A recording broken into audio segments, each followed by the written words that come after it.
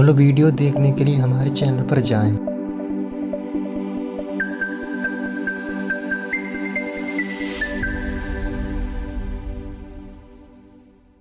चलिए देखते हैं मध्य प्रदेश की 25 फटाफट बड़ी खबरों को। सबसे पहले न्यूज़ को कहां से देख रहे हैं हमको कमेंट में बताना बिल्कुल ना भूलें। साथ ही साथ हमारे यूट्यूब चैनल को सब्सक्राइब करें एंड बेल आइकन को ऑल प्रेस करना बिल्कुल ना भूलें।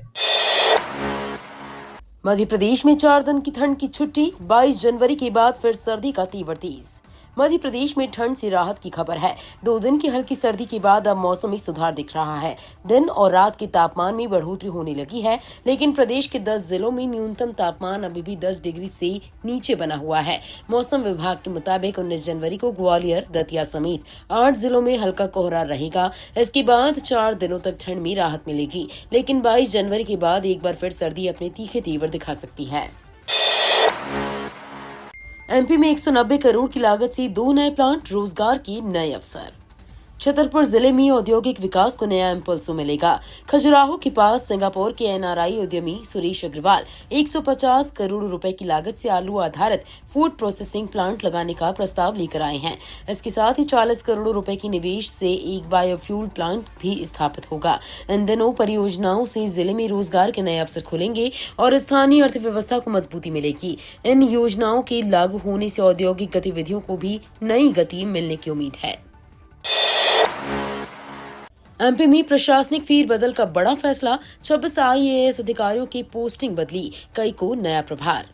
मध्य प्रदेश शासन ने बड़े प्रशासनिक फेरबदल के तहत 26 आईएएस अधिकारियों के दायित्वों में बदलाव किया है। सामान्य प्रशासन विभाग के आदेश के अनुसार कई अधिकारियों को नई पोस्टिंग मिली है, जबकि कुछ को अतिरिक्त प्रभार भी दिए गए हैं। यह आदेश आगामी आदेश तक प्रभावी रहेगा। इस सूची में अपर मुख्य सचिव शिवशेखर शुक्ला को गृह विभाग का अपर मुख्य सचिव बनाया गया है। साथ ही दिलीप यादव को मध्य प्रदेश पर्यटन निगम का नया एमडी नियुक्त किया गया है। इससे राज्य के प्रशासनिक ढांचे में नई व्यवस्थाएं और तेजी आने की उम्मीद है। एमपी में पीएमई बस सेवा पर ब्रेक। 472 बसें तैयार, लेकिन डिपो और चार्जिंग स्टेशन अधूरे। प्रधानमंत्री ई बस सेवा योजना के तहत मध्य प्रदेश के 8 शहरों के लिए 972 ई बसें स्वीकृत की गई थीं। इनमें से 472 बसें चलने को तैयार हैं, लेकिन डिपो और चार्जिंग स्टेशन न बनने के कारण संचालन रुका हुआ है। नगर सरकारें अब तक डिपो निर्माण में नाकाम रही हैं। इंदौर और भोपाल में बस डिपो का केवल 15% काम पूरा हुआ है, जबकि ग्वालियर में मात्र 5% कार्य ही हुआ है। इस कारण इलेक्ट्रिक बस सेवा शुरू नहीं हो पा रही है और जनता को सुविधाएं मिलने में देरी हो रही है। 3 साल बाद मिली ई चार्जिंग स्टेशन की मंजूरी। 2 सप्ताह में शुरू होंगे पहले चरण के स्टेशन। शहर में इलेक्ट्रिक वाहनों को बढ़ावा देने के लिए नगर निगम परिषद ने 3 साल के लंबे इंतजार के बाद ई चार्जिंग स्टेशन की अनुमति दे दी है। हालांकि अब भी आम जनता को इनका इस्तेमाल करने के लिए करीब 2 सप्ताह का इंतजार करना होगा। परिषद की मंजूरी के बाद निगम के विद्युत विभाग को ट्रायल प्रक्रिया पूरी करनी होगी। उसके बाद चार्जिंग स्टेशन जनता के लिए चालू होंगे। पहले चरण में city centre, Salasar multi level parking, Taran Pushkar और कंपू मल्टी लेवल पार्किंग पर बने चार्जिंग स्टेशन शुरू किए जाएंगे। ये कदम इलेक्ट्रिक वाहनों के उपयोग को बढ़ावा देने में अहम साबित होगा। ग्वालियर व्यापार मेले में वाहन खरीद पर 50% रोड टैक्स छूट, अधिसूचना जारी। ग्वालियर व्यापार मेले में आने वाले खरीदारों के लिए बड़ी राहत की खबर है। राज्य सरकार ने व्यापार मेले में वाहनों की खरीद पर 50% रोड टैक्स छूट की अधिसूचना जारी कर दी है। ये छूट 13 जनवरी को कैबिनेट में हुई घोषणा के बाद लागू हो रही है। लंबे समय से व्यापारी संगठनों और वाहन विक्रेताओं द्वारा रोड टैक्स में छूट की मांग की जा रही थी। अधिसूचना जारी होते ही मेले में रोड टैक्स छूट का लाभ मिलना शुरू हो जाएगा और इससे वाहन बिक्री में तेजी आने की उम्मीद है। एमपी के 55 जिले 3 कैटेगरी में 900 साइबर एक्सपर्ट तैनात करने की तैयारी। मध्य प्रदेश में साइबर सेल में लंबे समय से चली आ रही विशेषज्ञों की कमी अब खत्म होने वाली है। पुलिस मुख्यालय की प्रशिक्षण शाखा द्वारा तैयार 900 साइबर एक्सपर्टों को जिले में तैनात किया जाएगा। राज्य साइबर सेल के प्रस्ताव को डीजीपी कैलाश मकवाना की मंजूरी मिल चुकी है और आगे की प्रक्रिया शुरू हो गई है। प्रस्ताव के अनुसार 55 जिलों को 3 कैटेगरी में बांटा गया है। साइबर अपराधों की अधिकता वाले बड़े जिलों में 30-30, कम घटनाओं वाले जिलों में 20-20 और अन्य जिलों में 10-10 एक्सपर्ट तैनात किए जाएंगे। इन विशेषज्ञों से साइबर अपराधों की जांच और रोकथाम मजबूत होगी। अनुकंपा नियुक्ति पर हाईकोर्ट का अहम फैसला, नौकरी बहाल। अनुकंपा नियुक्ति को लेकर हाईकोर्ट ने बड़ा फैसला सुनाया है। कोर्ट ने स्पष्ट किया कि यदि किसी परिवार का सदस्य पहले से ही सरकारी नौकरी में है लेकिन वो परिवार से अलग रहता है तो ये कारण बनकर अनुकंपा नियुक्ति निरस्त नहीं की जा सकती। जस्टिस जय कुमार पिल्लई की कोर्ट ने देवास नोटरेस द्वारा बिना जांच महिला की नौकरी समाप्त करने के फैसले को रद्द कर दिया। इसके साथ ही महिला की नौकरी को बहाल कर दिया गया है। ये निर्णय अनुकंपा नियुक्ति के मामलों में महत्वपूर्ण मिसाल माना जा रहा है। एमएसपी पर धान खरीदी में धांधली, 34 ट्रक धान खपाने की खुली पोल। समर्थन मूल्य पर धान खरीदी 1 दिसंबर से शुरू हो चुकी है, लेकिन खरीदी व्यवस्था में दलाल और बिचौलियों ने सेंध लगा दी है। मंडला से धान भरकर परसवाड़ा स्थित खरीदी केंद्रों में खपाने की योजना बनाई जा रही थी। इसी बीच 2 ट्रक पकड़े गए जिनमें धान की खपाई की साजिश सामने आई। जांच में खुलासा हुआ कि कुल 34 ट्रक धान की अवैध खपाई की योजना बनाई गई थी। किसानों की मेहनत और सरकारी व्यवस्था को नुकसान पहुंचाने वाली इस धांधली पर अब कार्रवाई की उम्मीद है। सैटेलाइट बता रहा खेत की सेहत, रिमोट सेंसिंग से खेती का नया युग। अब खेती सिर्फ जमीन और मौसम पर नहीं बल्कि सैटेलाइट की डेटा पर भी निर्भर हो रही है। रिमोट सेंसिंग तकनीक से किसान ये जान पा रहे हैं कि खेत के किस हिस्से में फसल कमजोर है, पानी की कमी कहाँ है और किस जगह अधिक खाद की जरूरत है। भोपाल में आयोजित नेशनल कॉन्फ्रेंस में इसरो के सीनियर साइंटिस्ट डॉक्टर जय सिंह परहार ने बताया कि ये तकनीक खेती की तस्वीर ही बदल रही है। इससे लागत घटेगी, पैदावार बढ़ेगी और किसानों को सही समय पर सही सलाह मिलेगी। राशन दुकानों में फर्जीवाड़ा, गेहूं की बोरी में भूसा, 7 दुकानों के लाइसेंस सस्पेंड। जिले की शासकीय राशन दुकानों में बड़े स्तर पर गड़बड़ी का मामला सामने आया है। खाद्य विभाग की टीम ने जांच के दौरान पाया कि गेहूं की बोरी में असली अनाज की जगह भूसा भरा हुआ था। ये फर्जीवाड़ा लाभार्थियों को राशन नहीं मिलने और कालाबाजारी के लिए किया जा रहा था। शिकायतों के बाद विभाग ने 7 राशन दुकानों के लाइसेंस सस्पेंड कर दिए हैं। ये घटना ऐसे समय में हुई है जब आधार और ई-केवाईसी जैसी पारदर्शी व्यवस्था लागू है, लेकिन फिर भी गड़बड़ी रुक नहीं रही। Indore metro update, super corridor से रेडिसन तक मार्च में शुरू, 26 जनवरी के बाद आएगी सेफ्टी टीम। इंदौर वासियों के लिए बड़ी खुशखबरी है। सुपर कॉरिडोर से रेडिसन चौराहे तक 17 किलोमीटर के मेट्रो सेक्शन को मार्च तक यात्रियों के लिए खोलने की तैयारी है। मेट्रो प्रबंधन ने इस लक्ष्य के लिए युद्ध स्तर पर काम किया है। व्यावसायिक संचालन शुरू होने से पहले सबसे अहम मंजूरी commissioner of metro railway safety से मिलनी है। इस मंजूरी के लिए जरूरी दस्तावेजी प्रक्रिया पूरी कर ली गई है। 26 जनवरी के बाद सेफ्टी टीम की जांच और निरीक्षण के लिए आने की उम्मीद है। उसके बाद ही मेट्रो सेवा शुरू हो सकेगी। राहुल गांधी की भागीरथपुरा दौरे के बाद सियासी घमासान, मुआवजे में बढ़ोतरी की उम्मीद। राहुल गांधी की भागीरथपुरा दौरे के बाद सियासी हलचल तेज हो गई है। इस दौरे के बाद पीड़ितों को मिली सहायता राशि भी चर्चा में है। सरकार ने अब तक प्रत्येक पीड़ित को 2-2 लाख रुपए की मदद दी है, लेकिन राजनीतिक दबाव और मांगों के बीच मुआवजा की राशि बढ़ने की संभावनाएं जताई जा रही हैं। अगर सरकार राशि बढ़ाती है तो पीड़ितों को और राहत मिलेगी और मामला फिर से सुर्खियों में आ सकता है। राजनीतिक स्तर पर यह मुद्दा और गर्माता दिख रहा है। मनरेगा रिकॉर्ड में 61 महिला श्रमिकों को ट्रांसजेंडर कर दिया डिजिटल बवंडर। मध्य प्रदेश में मनरेगा रिकॉर्डिंग के दौरान डिजिटल गड़बड़ी का मामला सामने आया है।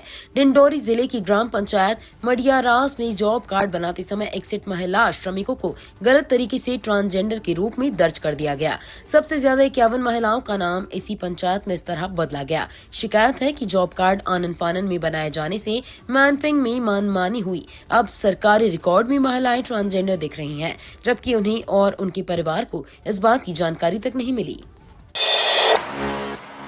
भागीरथपुरा में 70% क्षेत्र अभी भी टैंकरों पर निर्भर।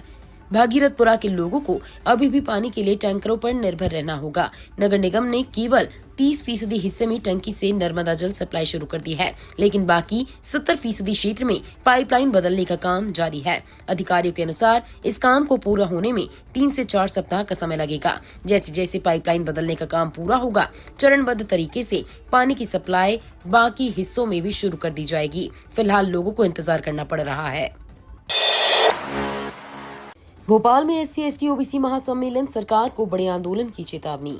भोपाल में भील दशहरा मैदान में SC, ST और OBC मोर्चे के संयुक्त मोर्चे का महासम्मेलन आयोजित हुआ। इसमें मध्य प्रदेश के अलग अलग हिस्सों से बड़ी संख्या में लोग शामिल हुए। सम्मेलन में OBC वर्ग को जनसंख्या में अनुपात में आरक्षण देने, बैकलॉग पदों पर शीघ्र भर्ती, पदोन्नति में आरक्षण और OPS बहाली सहित कुल 20 मांगे रखी गईं। प्रदर्शनकारियों ने चेतावनी दी कि यदि सरकार ने जल्द मांगे नहीं मानी तो राज्य भर में बड़ा आंदोलन किया जाएगा। प्रोफेसर भर्ती में आयु छूट की मांग हाईकोर्ट ने किया खारिज। मध्य प्रदेश लोक सेवा आयोग की सहायक प्राध्यापक भर्ती में आयु सीमा को चुनौती देने वाली याचिका हाईकोर्ट ने खारिज कर दी है। याचिकाकर्ता ने 2022 से लंबित भर्ती प्रक्रिया के कारण आयु सीमा 45 पार हो जाने का तर्क देते हुए 50 वर्ष तक छूट की मांग की थी, लेकिन जस्टिस जय कुमार पिल्लई की पीठ ने कहा कि भर्ती विज्ञापन में तय पात्रता शर्तों में कोर्ट हस्तक्षेप नहीं कर सकता। इसी आधार पर हाईकोर्ट ने याचिका को अस्वीकार कर दिया। राज्यपाल का भव्य लोक भवन आम लोगों के लिए खुलेगा। 25 से 27 जनवरी तक विशेष सुविधा। मध्य प्रदेश के राज्यपाल मंगूबाई पटेल ने आम नागरिकों के लिए एक खास सुविधा की घोषणा की है। राज्यपाल का भव्य निवास, जो पहले राजभवन के नाम से जाना जाता था और अब लोक भवन कहलाता है, गणतंत्र दिवस के अवसर पर जनता के लिए खोल दिया जाएगा। लोक भवन में आम लोग 25 से 27 जनवरी तक भ्रमण कर सकेंगे। खासतौर पर 26 जनवरी को सुबह 11 बजे से दोपहर 2 बजे तक जनता को प्रवेश की अनुमति होगी। यह अवसर लोगों के लिए बेहद खास और ऐतिहासिक रहेगा। अब वाहन फिटनेस की जांच सिर्फ जबलपुर में हजारों ड्राइवरों की परेशानी बढ़ी।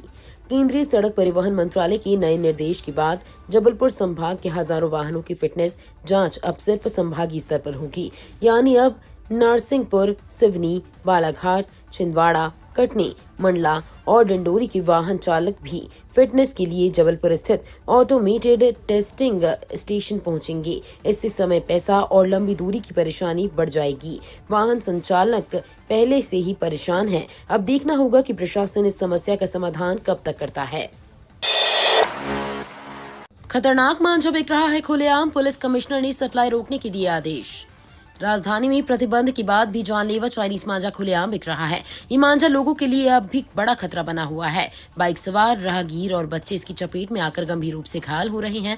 पुलिस और प्रशासन की तरफ से अब इसे केवल कानून व्यवस्था का मामला नहीं, बल्कि जन सुरक्षा का मुद्दा बताया जाता रहा है। पुलिस कमिश्नर ने सप्लाई चेन को तोड़ने के कड़े निर्देश दिए हैं। अब दुकान मालिकों और सप्लायरों पर सख्त कार्रवाई की जाएगी ताकि इस खतरनाक मांझे की बिक्री बंद हो सके। MP की 2 नेशनल हाईवे जोड़ने वाला 18 मीटर चौड़ा 4 लेन पुल 2 राज्यों को जोड़ेगा। मध्य प्रदेश के बैतूल खेड़ी मार्ग पर 18 मीटर चौड़ा नया 4 लेन पुल बनकर जल्द ही तैयार होगा। ये पुल करबला घाट पर माचना नदी पर बनाया जा रहा है और इससे MP के 2 नेशनल हाईवे सीधे कनेक्ट हो जाएंगे। पुल का महत्व बैतूल शहर के लिए विशेष रूप से है, क्योंकि इससे यातायात का दबाव कम होगा और यात्रा समय में भी कमी आएगी। इस परियोजना का भूमि पूजन BJP प्रदेश अध्यक्ष और स्थानीय विधायक हेमंत खंडेलवाल ने किया। नए पुल से 2 राज्यों के बीच सीधा संपर्क भी स्थापित होगा, जिससे क्षेत्रीय कनेक्टिविटी मजबूत होगी। MP पुलिस अधिकारियों कर्मचारियों को बड़ी राहत। व्हाट्सएप से मुक्ति, नया क्लाउड सिस्टम लागू। मध्य प्रदेश के 1 लाख से ज्यादा पुलिस अधिकारियों और कर्मचारियों के लिए बड़ी खबर है। अब उन्हें दस्तावेज, आदेश और सर्कुलर भेजने के लिए व्हाट्सएप पर निर्भर नहीं रहना पड़ेगा। पुलिस विभाग ने इसके लिए नया आंतरिक क्लाउड सिस्टम विकसित किया है, जो गूगल ड्राइव की तरह काम करेगा। इस सिस्टम में विभागीय आदेशों और कर्मचारियों का पूरा डेटा सुरक्षित रखा जाएगा। इससे सूचना का आदान प्रदान तेज, सुरक्षित और ट्रेसेबल होगा। जल्द ही इस नई सुविधा से अधिकारी और कर्मचारी लाभान्वित होंगे। मेडिकल स्टोर आग में जल गया। बीमा कंपनी ने मना किया भुगतान। उपभोक्ता आयोग ने 5.13 लाख देने का आदेश। भोपाल जिला उपभोक्ता आयोग ने बीमा कंपनियों की भुगतान से मुकरने की प्रवृत्ति पर बड़ा फैसला सुनाया है।